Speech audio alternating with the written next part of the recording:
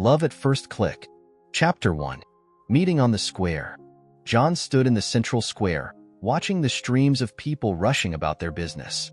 The square was always full of life. Children playing near the fountains, street musicians performing their melodies, and artists drawing portraits of tourists. John lifted his camera, capturing moments, and suddenly saw her. A girl with long chestnut hair and piercing green eyes, as if she had stepped out of his dreams. She stood by the fountain, looking into the distance, and there was a special sadness in her eyes. He clicked the shutter, capturing that moment, but didn't dare approach her. It was an ordinary day, but that moment forever changed his life. Every time he returned to that square, John hoped to see her again. He meticulously reviewed every photograph taken that day, trying to memorize every detail of her appearance. But the more he looked, the more he realized that this girl had become something more to him than just a subject for a photograph. Chapter 2. The beginning of the search. The next day, John returned to the square earlier than usual, hoping to see her again. But neither in the morning, nor in the afternoon, nor in the evening did she appear. He began asking local vendors and street performers if they had seen her, but no one could give him a definite answer. John felt that his obsession was starting to go beyond reason, but he couldn't stop. He decided to make this square his daily route. John woke up early, took his camera, and headed to the square. He began photographing all the passers-by, hoping that one day among them he would see her again. He became known among the locals as the photographer searching for his muse. People passing by started to smile at him, some even stopped to talk and support him. But the girl from the photograph still didn't appear. Chapter 3. Years of waiting. Years passed. John continued coming to the square, despite the changing seasons and weather. He became a true symbol of the square, known to all the locals. Every day he took new photographs, hoping that one of them would lead him to the girl from the photograph. His apartment was filled with pictures of people, many of whom he already knew by name. Hundreds of photographs hung on the walls, but one stood out among all the others, that same girl with chestnut hair and green eyes. As he grew older, John became more withdrawn and immersed in his search. His friends and family tried to convince him to abandon this idea, but he couldn't. In his heart lived a hope that wouldn't let him give up. He continued to search, despite the growing sense of longing and loneliness. Chapter 4. The Turning Point. One day, on a gray and rainy day, John, almost desperate, saw news about himself. The story of a photographer who had been searching for his love for years spread around the world. This gave him a new impulse, but also brought the bitter realization that she might have been found long ago if not for his indecisiveness. He received letters and messages from people all over the world, supporting him and wanting to help. Among the many letters, John found one that caught his attention the most. It said that a girl resembling the one he was looking for had been seen in another city. John decided to go in search of her, leaving the familiar square and his home. Chapter 5. A Chance Encounter. John traversed the streets of the metropolis, flipping through the pages of a huge photo album. Each shot was an attempt to find her, the girl with chestnut hair and green eyes who had touched his heart. His life became a ritual. He woke up at dawn, took his camera, and went in search. One of those days, as the sun set on the horizon, painting the city in warm shades, John noticed two young people closely examining his old photographs displayed in a small outdoor gallery. A brother and sister, it seemed to John at once, though he did not yet know how true his assumption would prove to be. Anna, a tall girl with long chestnut hair and bright green eyes that immediately reminded him of that girl from the square, and Tom, her brother, who looked at John with the same curiosity. They approached him, and Anna, a little shy, asked, "Are you the photographer who is looking for his muse?" John nodded, feeling his heart start to beat faster.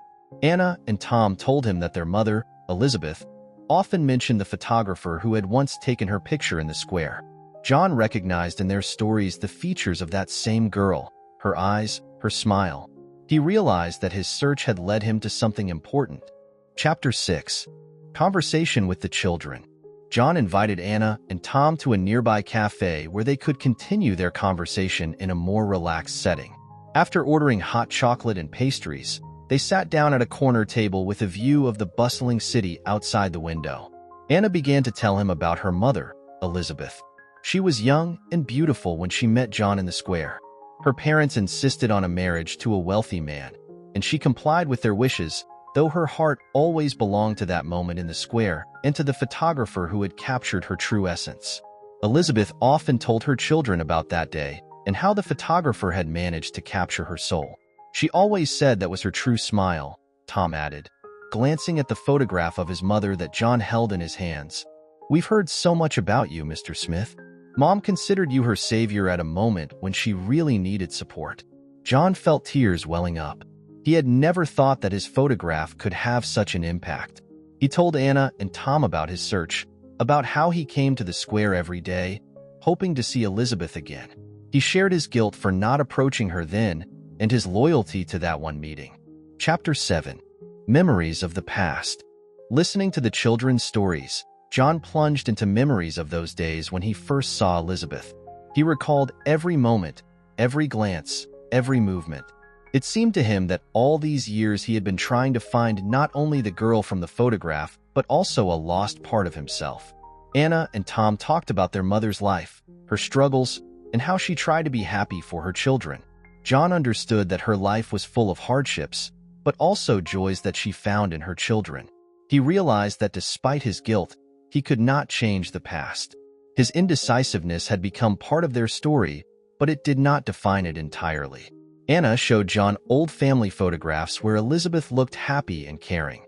John felt that he had finally found his muse, but not in the form he had expected.